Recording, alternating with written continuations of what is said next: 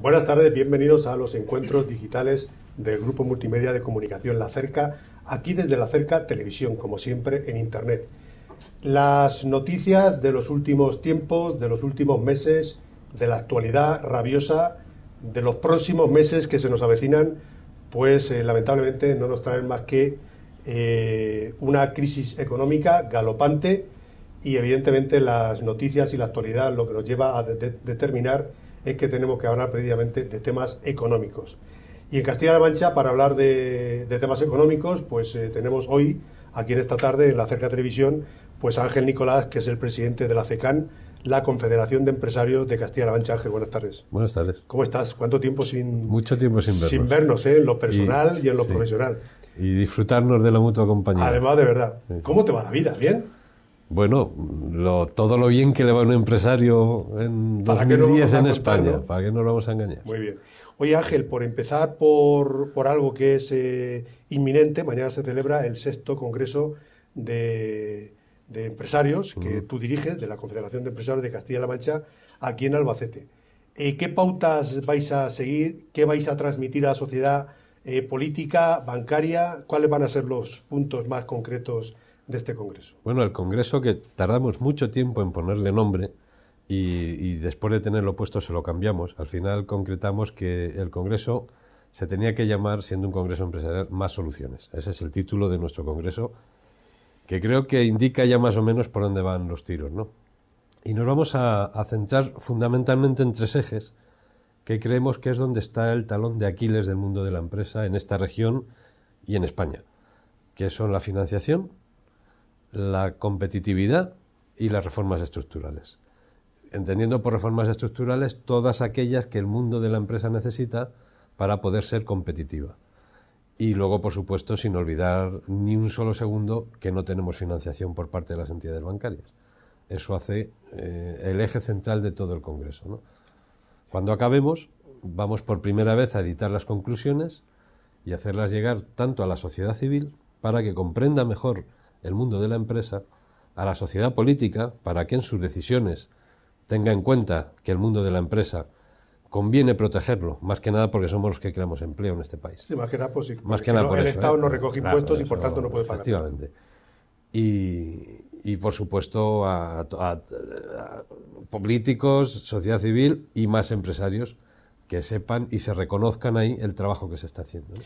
Ángel, la huelga general del 29 de septiembre, ¿vosotros notáis, en Castilla-La Mancha particularmente hablando, que ha tenido cierta repercusión social entre los empresarios, entre el mundo civil, si me apuras? Nosotros hicimos un seguimiento real en las 5 provincias, coordinados desde CECAN. Se hizo un seguimiento real, tan real como que estaban localizadas una serie de empresas, en la provincia de Toledo más de 1000, a las que se cuestionaba por la cuestación y se iba recabando la información de la participación que la huelga estaba teniendo aquí.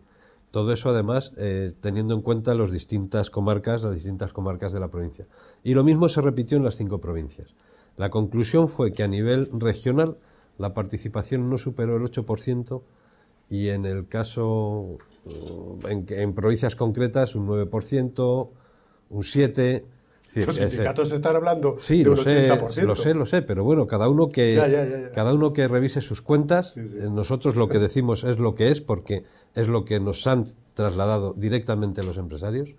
Y es verdad que en algunos sitios donde puede haber una concentración de empresas más grandes, léase Campoyano, que todos sabemos que concentra las empresas quizá de más tamaño de toda Castilla-La Mancha, bueno, pues ahí puede darse cierta incidencia por la concentración.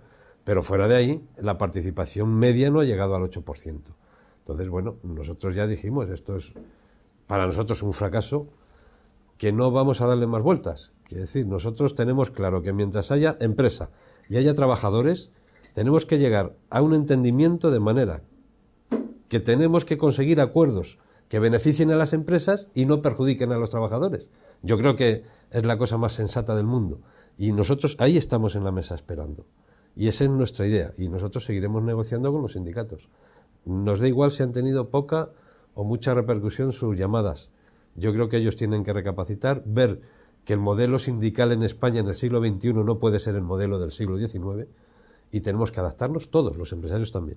Entonces, bueno, nosotros estamos sentados, pero con esa pretensión de llegar a acuerdos que no perjudiquen a las empresas. Si empezamos a fijar un modelo, un acuerdo que perjudique a las empresas, nosotros no vamos a estar. Vamos a estar cuando beneficie a la empresa y no perjudique al trabajador. Yo no creo que haya ningún empresario sensato y con cabeza que quiera desear ningún mal a sus trabajadores. Y que se precie de serlo, por supuesto. Todo lo contrario, y que se precie de ser empresario. Entonces yo creo que ahí es donde tenemos que encontrar, si es verdad que por las circunstancias económicas y sociológicas que tenemos ahora, ese camino es muy estrecho y el margen que tenemos para maniobrar es muy escaso.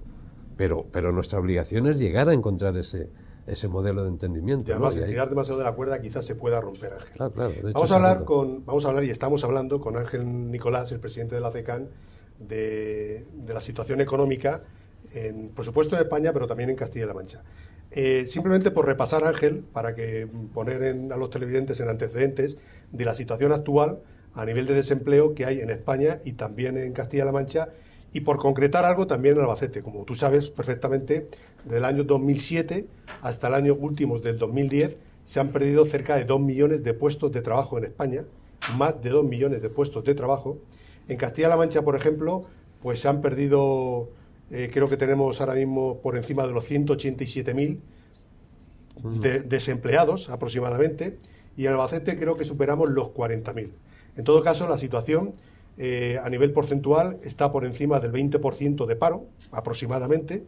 En Europa, como tú bien sabes, la zona euro tiene el 2,1%, es decir, estamos por el doble de lo que pasa en Europa.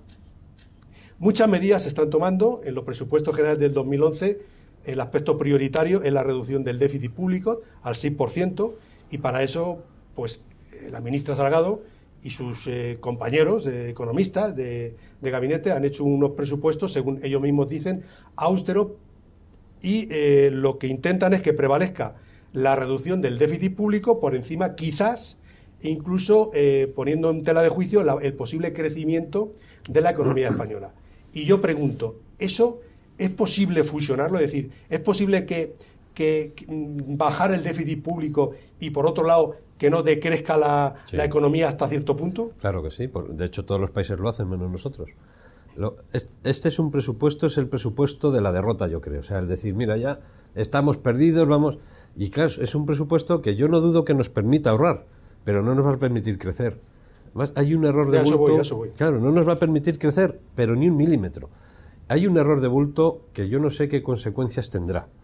Pero si los presupuestos se hacen en cálculo a un crecimiento del Producto Interior Bruto de un 1,6%, creo recordar, y está certificado que España no va a crecer más de un 0,6%, ese punto diferencial de crecimiento del Producto Interior Bruto, ¿dónde lo encajamos? Ya lo voy a adelantar dónde se va a encajar. Cuando transcurra el ejercicio y efectivamente los ingresos, al haber crecido menos, sean menores, hay que completar. ¿Cómo se va a completar? Lo tenían que decir hoy, pero no se atreven. Vía subida de impuestos. ¿A quién? Principalmente a las empresas. Y volveremos a ser los Paganini. Y volveremos a ser los Paganini sociales de la película. Y además quedando mal. Trasladando la imagen entre unos y otros de que somos unos especuladores, de unos insaciables. El mundo de la empresa en España tiene una radiografía y una fotografía muy clarita, ¿eh? Pero el 90% somos lo que somos. Sin lugar a dudas. Empresas con una familia detrás soportando un patrimonio. Esa es la auténtica realidad Eso es del lo que empresariado, tenemos. y sobre todo porque tenemos. tú bien sabes perfectamente que en España y en Castilla-La Mancha principalmente, no sé si cerca del 90%, incluso lo supera, que son empresas pequeñas las que tienen el 90% precisamente de los empleados en España. En la región. El 86% a nivel nacional tienen menos de 10 trabajadores, y en Castilla-La Mancha el 90%, 4 puntos más que la media nacional, tienen menos de 10 trabajadores. Son claramente pymes y micropymes. Y además sujetadas por el patrimonio de una familia, que está restando recursos a su familia, a sus hijos y a su mujer. Y eso no se quiere ver. No se quiere ver. No se quiere ver que hay 25.000 empresarios con su casa embargada, porque han avalado su negocio con esa casa. Y la entidad financiera, o me da igual quién, o quien haya sido que lo haya embargado, les ha echado de su casa. Y se han tenido que ir con su familia a vivir donde puedan, con una vida familiar truncada, con un negocio truncado, y de eso no se habla en este país. ¿Por qué no se habla? No lo sé. No se habla, es un tabú, no se habla. Esto mejor que no se sepa, que es una vergüenza nacional, ¿eh? Que gente que lo que ha hecho ha sido arriesgar, montar un negocio mañana porque le ha ido mal, se encuentre en la calle con su familia y sus hijos, y de esto no se habla. Yo no sé quién lo tiene que contar, ¿eh? No sé quién lo tiene que contar. ¿Pero qué parece? Que el no hablar parece ser que es como volver al pasado. ¿O quién crees tú que puede estar por encima o intentando tapar la realidad de la sociedad empresarial? Pues me imagino que la misma persona o las mismas personas que durante estos 3 años han estado sistemáticamente negando que aquí pasara algo. Sistemáticamente negando que aquí pasara algo. Y dejando pasar el tiempo. Comentabas antes, Ángel, no quiero que se me olvide, que una de las cosas que prevé el gobierno es que mediante la subida de los impuestos, por el hecho de haber subido el IVA, por el hecho de haber subido también algunos tramos del IRPF en los tramos más altos, pues se podrán generar quizás más ingresos vía tributaria, vía fiscal. Pero yo me pregunto, y haciendo de abogado del diablo, si las empresas están cayendo pero a marchas forzadas, el paro prácticamente no va a subir, porque ahora mismo estamos en un 20%, las previsiones son del 19,3%, es decir, prácticamente estamos hablando de una generación bruta de empleo de 40.000 puestos de trabajo. Y abriéndote un paréntesis, te digo una cosa, a 40.000 puestos de trabajo por año, para recuperar los 2 millones de puestos de trabajo perdidos que tenemos en los últimos 3, ¿cuántos años tienen que pasar? Me salen muchísimos, no sé, muchísimos. Pero muchos. Muchísimos. Dicho lo cual, si se supone que va a haber una vía de ingresos procedentes de los impuestos que paguen los empresarios, que cada vez somos menos, y vamos a seguir siendo menos, visto lo visto, a mí esto no me cuadra. Claro, no, si en teoría no se produce esa vía, según los presupuestos tienen ingresos suficientes como para hacer frente a ese presupuesto de gastos que hacemos, donde, dicho sea de paso, creo que destinamos 24.000 millones de euros a pagar deuda. Sí. Es decir, un 18% más que el año pasado. Otros 24.000 millones de euros a pagar subsidio de desempleo, 14.000 millones de euros a infraestructuras, a inversiones en infraestructuras. A mí no me cuadra. O sea, es que tenían que ir 40.000 millones de euros a inversiones en infraestructura que generan trabajo, empleo, etc, etc, etc. Porque claro, a mí las cosas me chocan, ¿no? O yo me estoy volviendo tonto, que es posible, o a mí las cosas no me cuadran. Yo desde que tengo uso de razón en este país he oído decir a unos y a otros que a los países del tercer mundo no hay que darles pescado, hay que darles una caña de pescar y enseñarles a pescar. Sin embargo, al mismo tiempo que mantenemos este discurso, las mismas personas dicen, para Somalia vale, pero para España no. A España vamos a seguir dando pescado. Y entonces presupuestan 24.000 millones de euros para dar pescado al que saben que no va a trabajar. Que yo no estoy diciendo que se deje morir de hambre a nuestra gente, todo lo contrario. Estoy diciendo vamos a hacer las cosas para que esa gente pueda trabajar y no vivir de un subsidio del Estado, que bastante triste seguro que les parece. Entonces, ¿qué vamos a hacer para que esa gente encuentre trabajo? ¿Contrata el Estado o contratamos los empresarios? Si es que no hay más caminos. ¿Contratamos los empresarios? Por favor, le suplico a usted que deje que yo haga con mi empresa lo que crea oportuno, sin avasallar a nadie. Pero cuando usted me diga qué horario tengo yo que tener, qué tipo de empleados tengo yo que... No, hombre, deje usted, la empresa es mía. ¿El comité de empresa va a avalar el préstamo que está avalando mi familia para que mi empresa superviva? No, pues tiene usted que decir hasta aquí. ¿Quiere usted decir más? Avale, y dice usted todo lo que quiera. Pero si usted no avala, se queda usted ahí. Y a partir de aquí decido yo lo que hago con mi empresa, con mis turnos, con mi horario y con mi gente. Digo yo. Seguro. Ángel, los 2 millones estos de parado que estábamos comentando, que vienen desde el año 2007, se han perdido en menos de 3 años, repito, cerca de 2 millones de desempleados, de parados. ¿De qué forma se pueden recuperar en este país? ¿Y cuánto tiempo, en ese caso, tienen que pasar, supuesto que la construcción, evidentemente, aquellos momentos álgidos que vivió, no los va a volver a vivir nunca? Más. ¿Cuáles son los sectores que al menos al medio plazo, porque luego a corto plazo no van a ser, van a florecer para poder generar algún tipo de empleo? Y por otro lado, volviendo y punto y aparte, ¿y qué se está haciendo en ese sentido por parte del gobierno y qué estáis viendo vosotros por parte de los empresarios para ver que eso es realidad realmente? No, nosotros vemos, y lo estamos diciendo permanentemente, que no se está haciendo nada por ir a ese camino. No se está haciendo nada y lo tenemos que decir. Y lo venimos diciendo. No se está haciendo nada por ir a ese camino. se están haciendo presupuestos para contener el gasto de manera insuficiente y en general se están haciendo las cosas para ahorrar, pero no para crecer. Y este es un país que por su estructura molecular en el mercado laboral, esa estructura nos requiere crecer a un 3% para generar empleo. Y tengo que recordar aquí que hace 2 años simplemente teníamos que crecer a un 2% y ya generábamos empleo. Bueno, como las cosas se dejan pasar, se deterioran, ahora para generar empleo con nuestra estructura necesitamos crecer a un 3%. Y eso no va a ocurrir antes de 4 o 5 años. ¿Qué vamos a hacer mientras tanto?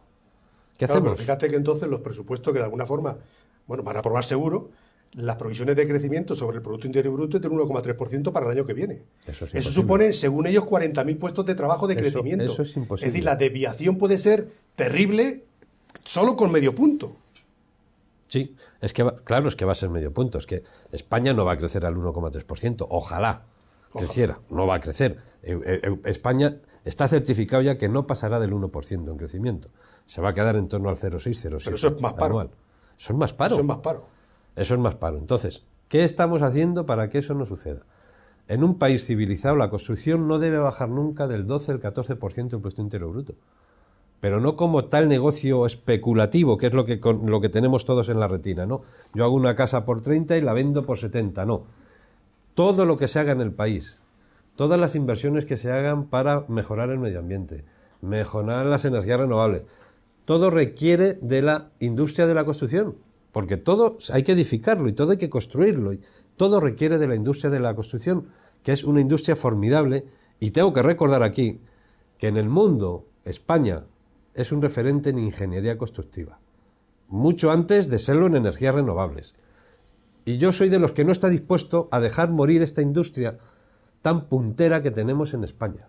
Y me estoy hablando de la construcción. Porque una cosa es la especulación con la que yo no me quiero ni identificar y otra cosa es defender el negocio de la construcción, que es una industria de por sí, que genera muchos puestos de trabajo. Y esa industria no hay por qué demonizarla, ni hay por qué tirarla abajo. El equilibrio bueno para un país desarrollado es que la construcción se mueva en un 14 o un 12% del Producto Interior Bruto, tampoco un 18 ni un 16%. Pero un 14 o un 12 es muy sensato. Sí, lo que pasa es que fíjate que una de las claves precisamente de los presupuestos para 2011 es que se elimina la deducción por compra de vivienda habitual para contribuyente que tenga una base imponible superior a 24.000 euros. Una locura. Una locura. O sea, sí, justo el revés de lo que tú estás diciendo. Yo no sé quién está haciendo esto. Y se está pagado por el enemigo. Como decía que usted le paga al enemigo por hundir el país, ¿o quién está haciendo esto? O sea, eso no se le ocurre a nadie en el siglo XXI. A nadie. No sé quién lo ha hecho. A mí hay veces que me gustaría que estas ideas que uno lee por ahí, ponerle una foto y una cara y un nombre, que los españoles podamos decir, mira, fulano, es este tío. Bueno, detrás de esto hay un ministerio y una ministra que se llama Salgado. Sí, pero alguien ha tenido, gobierno que se llama Zapatero. Alguien ha tenido esa idea, de alguien surge esa peregrina idea de decir, no, vamos a hacer esto. Pero ¿usted qué quiere hacer? ¿Acabar con lo poco que nos queda aquí o qué vamos a hacer? Porque, claro, o sea, a mí no se dan cuenta. Vamos a ver, si hay un ejemplo muy claro. Cuando hicieron el plan Renove del automóvil, esas ayudas que dieron, por cada 10 euros que daban, a ellos les retornaban al menos 17 o 18. Quiero decir que es que para ellos es ingreso. Está demostrado que cuando tú reduces la fiscalidad, aumentan los ingresos y cuando presionas más, disminuyen los ingresos. Es que ¿cuántos libros hay que leer para saber que eso es un hecho cierto? Sí, pero qué duda cabe que yo estoy contigo. Pero explícalo, si puedes explicarlo a todos los televidentes que nos están viendo ahora mismo, ¿por qué eso es así? Pues muy sencillo. Hazme el favor. Muy sencillo. Porque si lo explico yo, voy a ser poco objetivo. Yo voy a procurar hacerlo desde un punto de vista empresarial. Es decir, si yo tengo que repercutir una subida de IVA, al final todos los consumidores, todos los ciudadanos tienen que saber que todos los impuestos que se repercutan a la empresa van al usuario final, que son ellos, los que van a comprar tabaco, navajas, libros, casas, coches, me da igual, manzanas, sandías, lo que compren. Todo va a ir repercutido a su bolsillo. Porque al final esto es una cadena y el IVA se llama impuesto sobre el valor añadido y que paga el usuario final porque la cadena intermedia se lo va deduciendo y compensando. Y unas veces le toca ingresar y otras veces le toca recibir, pero se compensa. Pues si usted sube los impuestos y aumenta el precio de las cosas, que al final el impuesto aumenta el precio de las cosas y no le añade calidad, simplemente le añade precio, llega un momento en que la demanda se retrae.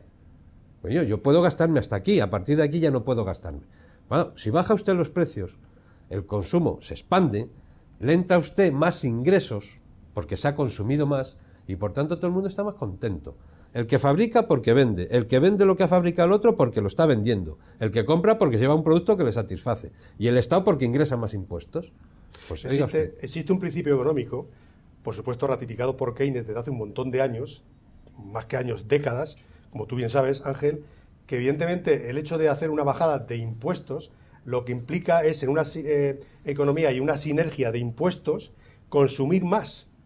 Como bien decía Ángel, en el momento en que los precios bajan, se produce un efecto macroeconómico de sinergia que se va comprando cada vez más y esto repercute en todos los usuarios, justo al revés de lo que puede ocurrir ahora mismo cuando lo suben. Cuando lo suben. Es decir, como me cuestan más las cosas, yo compro menos, pero aquel también compra menos. Es decir, creo que estamos en esa sintonía. Por desmenuzar un poquito, Ángel, las claves de los presupuestos para 2011 a nivel nacional, hemos hablado de lo que pretenden, que es reducir el déficit público para el año que viene al 6%, veremos si se puede conseguir. Y en otro orden de cosas, tú hablabas de las infraestructuras, pero es que las infraestructuras, el presupuesto de infraestructura baja el 40,7%. Sí. Yo creo que, tú lo sabes mejor que yo, eres empresario en este sentido, has sido constructor, estás metido en empresas de este talante. Yo creo que ahí es donde más puestos de trabajo se van a perder. Sin duda, pero yo vuelvo a decir, quien hace esto... tampoco... Claro, no, es que aquí hay una cosa muy clara. Una cosa es jugar al ajedrez, saber jugar al ajedrez, y otra cosa es saber mover las piezas. Es decir, un señor puede saber que el peón se mueve hacia adelante, que come en diagonal, que el alfil va en diagonal, que la torre... Vale. Y una cosa es saber mover las piezas y otra vez saber, tener claro que cada pieza que muevas del tablero repercute en todas las demás piezas. Y las jugadas cambian y hay que adaptarse a la nueva jugada que te ha hecho el de enfrente. Y aquí da la impresión de que el que está jugando con la economía española está jugando a un ajedrez que no sabe nada más que mover las fichas, pero no conoce, no tiene estrategia clara de cómo hay que hacer las jugadas para ganar. Cuando se mueve una ficha se descolocan muchas otras y se cierran muchas posibilidades y se abren otras. Y yo no creo que los que toman estas decisiones tengan claro la cantidad de repercusión que puede suponer que en un país como España, en los momentos actuales, se recorte el presupuesto de inversiones en infraestructuras más de un 40%. Yo creo que eso no lo han medido, pero yo he oído a más de uno, entre otros al presidente de la Confederación Nacional de la Construcción, Juan Lazcano, que sabe de qué va, porque antes de estar presidente de la CNC es ingeniero y sabe de qué habla y ha trabajado en esto, y él sabe que esto es una huida hacia adelante y un caerte de un puente Fíjate que una de las personas que creo que sabe de esto un poquito, que es el director del Banco de España, Fernández Ordóñez, esta mediodía decía y dejaba entrever que no se fía muy mucho de los presupuestos del Estado en cuanto a los objetivos a conseguir. Y una vez que decía esto, decía y le preguntaba al gobierno si tenía un plan B, porque piensa, no sé si has visto los informativos de esta mediodía, que no está muy claro de que vayamos a reducir el déficit en un 6%, de que vaya a crecer en el 1,3% y, por supuesto, de que se vaya a generar empleo. Sí. Por lo tanto, prácticamente le ha, entre comillas, exigido al gobierno un plan B.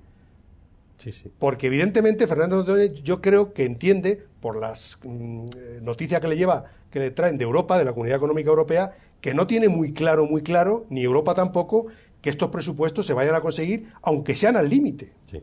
Luego hay una cosa que... la mejor central de estudios de España está en el Banco de España, que no se nos olvide. Tiene la central de balance del Banco de España. Es una central que recopila información de todos los balances de los empresarios seleccionados. Eso es. Ya, lo sé porque yo soy una de las empresas colaboradoras y remito también. Entonces, la información que tiene el Banco de España de la situación real es infinitamente mejor de la que pueda tener el gobierno por sus propios medios. Así de claro. Que se ofenda a quien se ofenda. Bueno, que es una realidad. Y claro, y el que maneja esa información les dice al gobierno de manera permanente: oiga, por aquí van los tiros, oiga, haga usted esto, oiga, va a pasar esto. Y no le hacen ni caso. No, yo no voy a defender al gobernador del Banco de España, no mi misión, ni mucho menos. Pero sí que ha sido una persona que si hace 3 años el gobierno le hubiera hecho caso en un 2% a lo que ya decía, pues yo creo que ahora estaríamos en una situación bastante mejor. Hemos dejado de deteriorar tanto el enfermo que ya está a punto de ser cadáver. Y claro, eso es complicado, ¿eh? Porque otro de los temas que preocupan muchísimo a los empresarios es la financiación. ¿Qué te voy a contar? Vamos a los bancos y los bancos no te dan un duro, so pena de que tú le des a los bancos 40.000 millones de euros para 4 pesetas que les pides. Como esto es la auténtica realidad, y si no, pues que se meta alguien a empresario y vaya y lo haga, compruebe, sí. Es decir, porque mucho se está diciendo que ya la banca está abriendo un poquito la mano, que a través del ICO pues esto se está un poquito flexibilizando. Bueno, pues todo esto, que sepan ustedes que es rigurosamente falso, y hay que decirlo, Ángel, es que en este país ya es hora de que alguien diga las cosas como son, y que se enteren. Hay que decirlo. Te lo digo esto porque yo no sé si pensar que hasta cierto punto está el gobierno cogido y atado de pies y manos por la banca, por las grandes compañías financieras internacionales, por el hecho de que tienen que vender deuda pública y a lo mejor no le pueden comprar, so pena de que sea a altísimos intereses. No lo sé, es que yo ya no sé, a lo mejor me pierdo en datos macroeconómicos, pero mucho más allá de lo que puede ser España e incluso Europa. Vosotros, es que te lo digo porque si no, ¿cómo es posible hacer esto tan mal? Nadie ha entendido que, por ejemplo, se resuelva el problema con avales soberanos, por llamarlo de alguna manera. No, qué duda cabe. Y que luego no haya una contraprestación. Hombre, igual que a los empresarios, cuando se les ayuda y se dice, no, pues mira, tu empresa cabe en esta subvención, pero te la voy a dar a cambio de que tú mantengas el empleo o hagas esta inversión. Se te pone una condición. Coño, y yo no he oído en ningún momento que ningún gobierno haya puesto ninguna condición a una entidad financiera. Oiga, yo le voy a prestar a usted para que resuelva su problema de deuda con el banco no sé qué, que le debe usted 90.000 millones. Pero cuando usted tenga su situación resuelta, la mitad de ese dinero a circular en la calle, a empresas y familias. Claro, eso no ha sido así, no ha habido contraprestación. El banco ha resuelto sus problemas y bastante tiene con resolver sus problemas. Si no hay nadie que le diga, no, tú a resolver. Pues que tú mañana puedes despedir a tus 10 trabajadores por tu cuenta y riesgo y sin contar con nadie. No puedes. Tendrás sanciones de todo tipo, no puedes. Tienes una regulación, se te exige algo. Bueno, pues no somos capaces de exigir al que más tiene y al que tiene la obligación de poner dinero circulante en la calle, porque el dinero circulante que ha desaparecido, que nadie se engañe, porque todo el mundo piensa es que os lo habéis llevado los empresarios en los bolsillos. Y vamos, tenemos hasta arriba los bolsillos de dinero. Eso es en su momento. Estamos en la Bahama de vacaciones. Claro, se ha utilizado para invertir más, mejorar instalaciones, mejorar en innovación en tu empresa, hacer nuevos procesos, etc, y contratar más gente. Y ahí tienes tu inversión y tu dinero. Claro, cuando eso de pronto se paraliza, el mercado interno se agota, se merma cualquier expectativa de tirar para adelante, tú te encuentras que tus inversiones están puestas en algo que ya valen menos hoy que ayer, porque se va depreciando. Y el banco no te quiere aportar nueva liquidez, te renueva lo que tienes y bastante, pero no te aporta liquidez, con lo cual, ¿tú qué haces? ¿Voy a seguir produciendo zapatillas para estocarlas aquí, si encima el banco no me financia el estocaje? ¿O paro la producción y no fabrico más zapatillas? Y paro la producción, mis 3 empleados a la calle y dejo de hacer zapatillas. Hay un tema que, desde luego, la sociedad española se debería de dar cuenta, y es que algo ocurre en este país. Cuando tenemos, como decíamos al principio, un paro superior al 20%, y el resto de los países de la zona euro están, bueno, la media es del 10%, pero muchos tienen el 5, el 6, el 7, el 8. Algo estamos haciendo o muchas cosas muy mal. Entre ellas, por ejemplo, y hay que decirlo, es que el coste de productividad hora en España es de los más caros de Europa, por no decir el más caro. Y no estoy hablando de que aquí se trabaje más o menos tiempo, sino del coste de productividad, es decir, lo que un trabajador produce. Eso vosotros lo habéis puesto en tela de juicio también. No, claro, esto está... Sí, pero tampoco se quiere hablar mucho. Está escrito en la reforma laboral propuesta por nosotros. Es decir, quien más trabaje más gana. Es injusto que haya 2 trabajadores haciendo las mismas cosas y que uno gane más que otro. Y por ley tenga que ganar lo mismo. Pero es que tan injusto es que, vamos a ver, 2 trabajadores haciendo lo mismo y gana uno más que otro. Es injusto. Y entonces no es injusto que un trabajador que trabaja mucho más que otro no gane más que el otro. Y sin embargo no ocurre así. En nuestro sistema no puede ocurrir así. ¿Por qué? Porque no se paga al trabajador. En España se paga el puesto de trabajo. Y eso lo tenemos así. Y no puede ser ese el gran problema de este país. Lo es. Ese es uno de los requisitos. ¿Pero lo vais a decir mañana? No, ya está dicho. Está dicho y por escrito. ¿Por qué? Porque en el momento en que nosotros hablamos de productividad y competitividad, Estamos diciendo lo que tenemos que decir. Es que eso es políticamente incorrecto.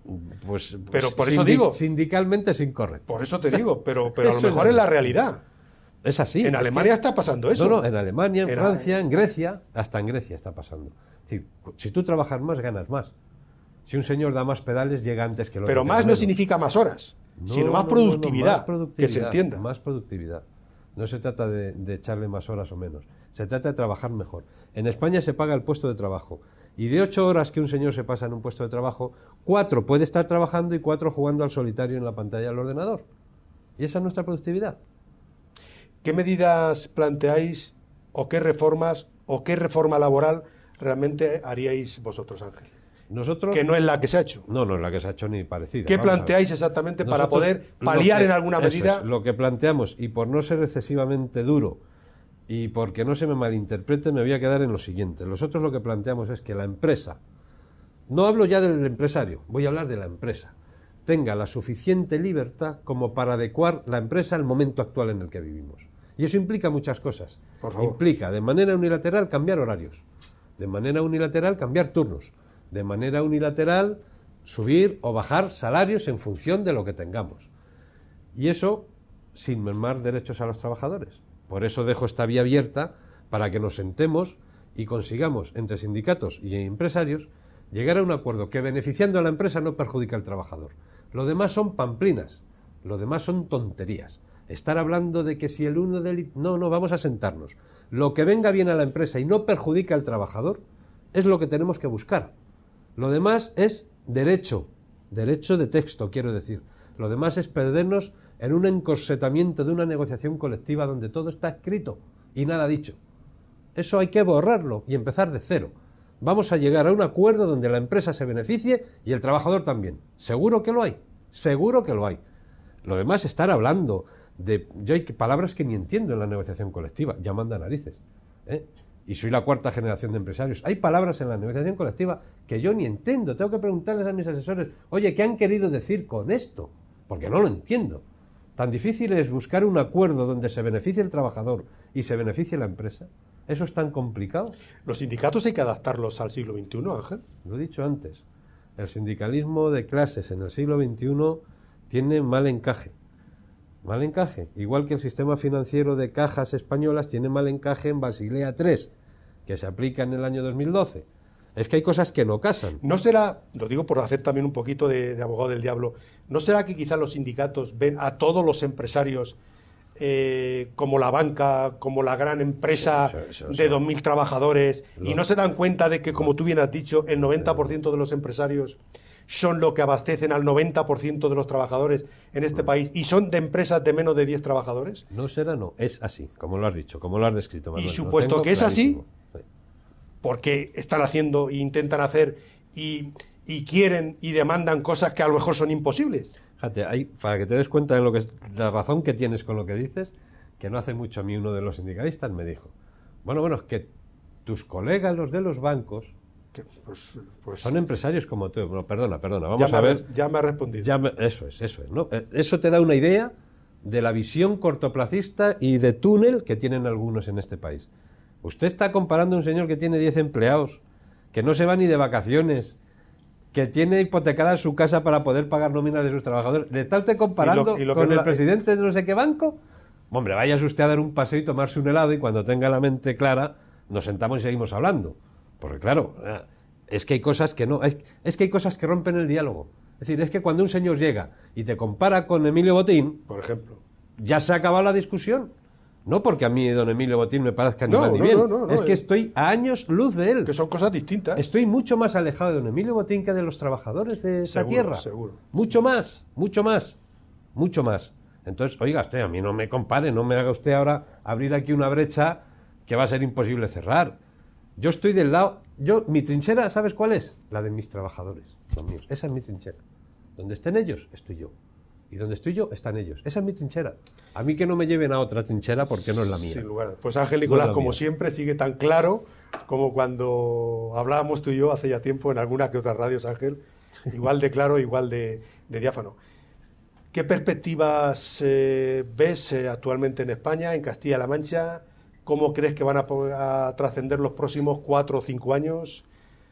Sinceramente, ¿cómo lo veis? ¿Qué datos tienes tú? Mira, los datos que nosotros manejamos nos dicen que para recuperar, es decir, si hoy mismo hiciéramos un corta y pega, es decir, hemos llegado hasta aquí y a partir de mañana, pues desde este momento, desde este kilómetro cero, necesitaríamos entre 5 y 6 años para recuperar. Pero con esas reformas que tú has dicho. Con las reformas que yo he dicho, que incluyen reformas de tipo fiscal, bajada de impuestos para las empresas, reforma de la justicia, reforma de la sanidad, reforma de la educación, reforma del modelo financiero, reforma de las relaciones laborales. Con todas esas reformas, desde el kilómetro cero hoy estaríamos entre 5 y 6 años para recuperar lo que hemos perdido. Lo que hemos perdido. Estoy hablando de empleo. Ya. Estoy hablando de empleo. Entonces, esas son nuestras perspectivas. Y si no es así, pues Dios dirá. Pues como decía el catedrático Santiago Niño, que fue el primero al que leí yo decir que España sería por supuesto el último país europeo en salir, y saldría en torno al año 2018. Bueno, yo espero que no vayamos. Sí, esperemos que en cualquier caso no sea así, porque si no, malos tiempos van a correr para España y me temo que vamos a dejar a Grecia en mantillas. Así que Ángel, te agradezco muchísimo esta entrevista. Sé que has hecho un esfuerzo importante por venir aquí a la Cerca Televisión y ya sabes que, como siempre, tienes mi amistad, mi apoyo y, por supuesto, estas instalaciones para cuando tú quieras. Muchas gracias. Si quieres decir algo, te deseo en todo caso la mejor de la suerte del mundo mañana en el Congreso y, por favor, explica la situación real a todo el mundo y que se hagan cargo. Pasa que uno tiene la sensación de que no te quieren escuchar. Sí. De vez en cuando alguien te dice, ¿de verdad estáis tan mal? O sea, que tengas que oír esto ya cuando se está acabando el 2010. Muchas gracias a ti, Manuel, de verdad. A ti siempre, Ángel. Y a todos ustedes, pues nada, espero que les haya gustado esta entrevista, que hayan sacado algún tipo de conclusión positiva y, en todo caso, porque ustedes mismos juzguen lo que está pasando y analicen con esa objetividad que les digo, pues la realidad de lo que pasa en este buen país que es España. Sin nada más, nos despedimos, que sean felices y hasta una nueva edición de Encuentros Digitales. Hasta pronto.